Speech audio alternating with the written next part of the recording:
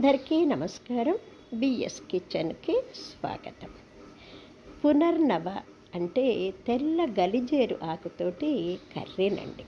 ఎలా చేయాలంటే ముందుగా ఈ ఆకును తెచ్చి మంచిగా కడిగేసేసి కట్ చేసి పక్కన పెట్టేసుకొని తర్వాత బాండీ పెట్టుకొని బాండీలో పోపు వేసి పోపులో ఉల్లిపాయ ముక్కలు వెల్లుల్లి కూడా వేసి చక్కగా వేగి తర్వాత కట్ చేసుకున్న ఈ ఆకు వేసి ఒక గుప్పెడు అంటే చిన్న గ్లాసుడు కందిపప్పు కూడా వేసేసి పసుపు సాల్ట్ వేసి మూత పెట్టేస్తే చక్కగా మగ్గుతుందండి.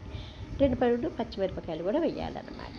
తర్వాత దించే ముందు కొంచెం కారం వేసి కనుక మంచిగా వెనిపేసామనుకోండి పొడి పొడిగా చాలా బాగుంటుందండి. తోటకూర పొడికూరలాగా చాలా బాగుంటుంది. ట్రై చేసి చూడండి. ఇది కిడ్నీ ప్రాబ్లం ఉన్న వాళ్ళకి యూజ్ అవుతుందటండి. ఎవరైనా సరే కిడ్నీ ప్రాబ్లం స్టార్టింగ్లోనే తెలుసుకోగలిగి ఇది కనుక వాడటం వల్ల ఆ ప్రాబ్లం సాల్వ్ అవుతుంది అని అంటున్నారండి. కాబట్టి వాడుకొని